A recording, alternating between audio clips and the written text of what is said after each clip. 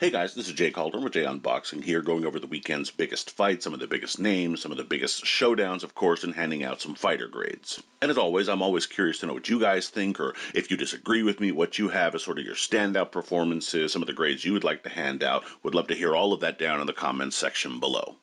And it was a pretty jam-packed weekend. Not so much that there were 4 or 5 or 6 big cards happening per se, but there were just a couple of really solid, interesting, compelling cards that had very, very good main events that produced some really interesting results. Of course, in Las Vegas at the MGM Grand, you had Shakur Stevenson taking on Oscar Valdez in a partial unification at 130 pounds, which we'll be getting into.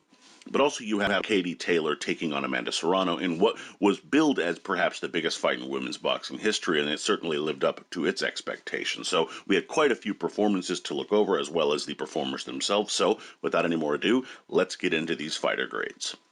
Now, the first fighter we're going to be looking at here is Shakur Stevenson, who defeated Oscar Valdez via 12-round unanimous decision, retaining his WBO junior lightweight title in the process, as well as picking up the WBC and Ring Magazine championship as well. And the grade that we're going to be going with here is an A-. And it was a very great performance. I mean, at times it was bordering on complete domination and a shutout. I gave maybe Valdez 2 rounds in that fight. Wasn't judging too harshly, but really it was a dominant performance by the American. He did show all of his tools, that he had some pop, that he could take a punch, that he could press, that he could move backwards. He showed everything that you're looking for in a young fighter. And again, you have to remember this was at a pretty young age in his career still. For him to be able to do this against a respected fighter, a fighter that has been champion for a while, that has beaten some solid names, goes to show just how talented the American is. The biggest area where I saw some flaws, well, his lead foot was kind of on the inside quite a bit for Valdez, which we'll get to in a little bit, but that could have been an area where Valdez actually looked to exploit some things. He didn't, but that's not so much for what Shakur Stevenson wasn't doing, just what Valdez wasn't doing. That's certainly something he'll have to look, kind of to watch for in some other fights where people have maybe a little more nuance to setting up some of their shots, and he did get hit with some straight right hands. Again, he was being very, very positive in the fight. He was coming forward. Naturally, you're going to get hit more, but that was a shot that, as good a fighter as he is, as good as a sort of strategical fighter as Stevenson can be, for him to not really have a tremendous deal of answers for that straight right hand and to continue to get hit with it is something that he'll have obviously to work on. But certainly it wasn't as though it was some kind of dominant punch for Valdez, and Stevenson obviously dealt with it pretty well. It never felt like he was losing, and it became more of a can he finish him off kind of fight in the end. And as a result of that, you got to go with the very positive grade, which is why he gets such a high mark. Now, the next fighter we're going to go with here is Oscar Valdez, who had the loss to Shakur Stevenson over 12 rounds, losing his WBC title in the process. And the grade that we're going to go with here is a C-.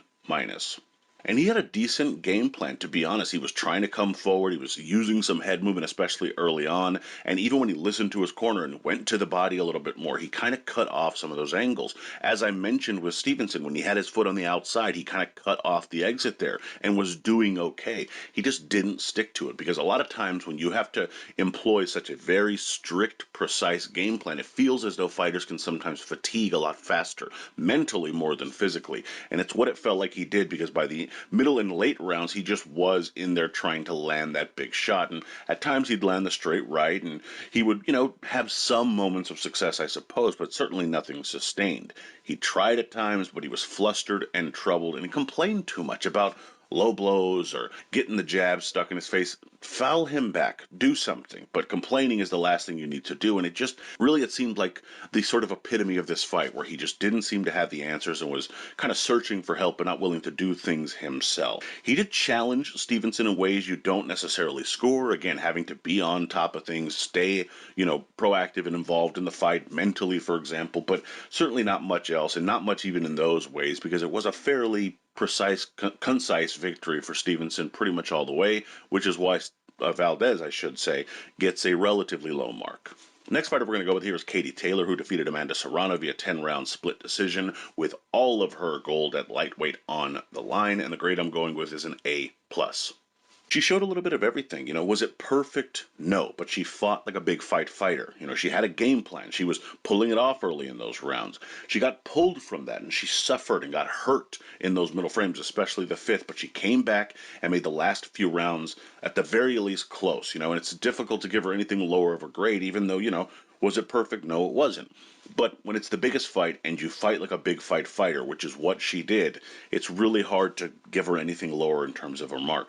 Yes, she got hit way too much, and she dipped in those middle frames, as I mentioned. But again, when you're winning the biggest fight, and you're doing it in this fashion, when you're having to come from behind, when you were perhaps out on your feet in that fifth round, and you're doing it against maybe the most decorated female fighter of all time, it definitely goes to show just how well you fought in this fight.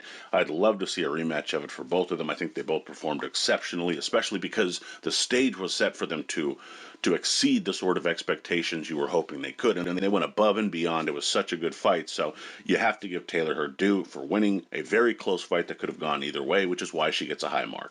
Next fighter we're going here is Amanda Serrano, who lost to Katie Taylor via 10-round split decision, obviously losing out on her shot to win all of the lightweight titles. And the grade I'm going to go with here is an A-.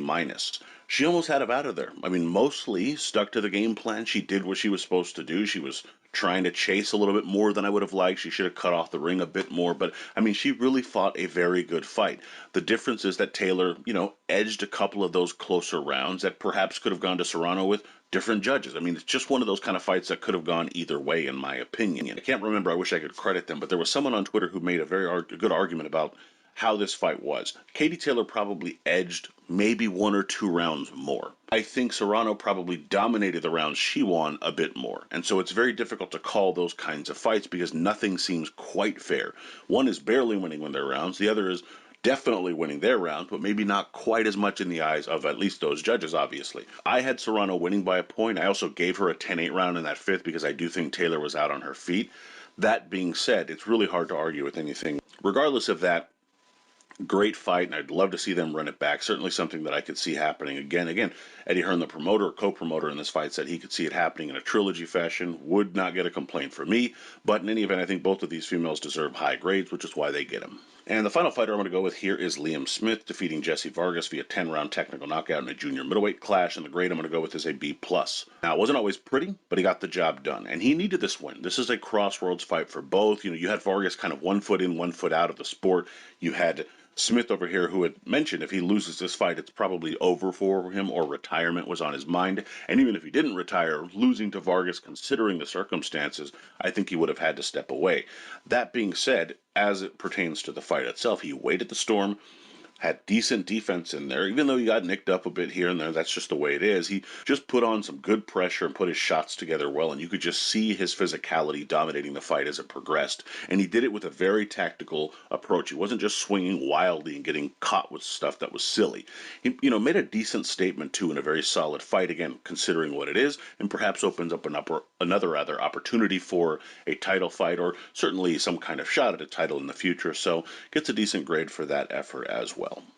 Honorable mention goes to French and Cruz Dezern, who defeated Ellen Cederroos via 10-round unanimous decision, picking up all the gold at super middleweight in the female category, and of course, getting a solid grade. I would have given something like an A-, and it has to be mentioned. I mean, she fought well, dominance basically bell to bell, stay composed when she wasn't in total control, and just really drove the fight home. And credit for making history, becoming the first woman to become undisputed at 168 pounds, so I certainly wanted to give her a little bit of a shout out there as well. Kudos to her for that.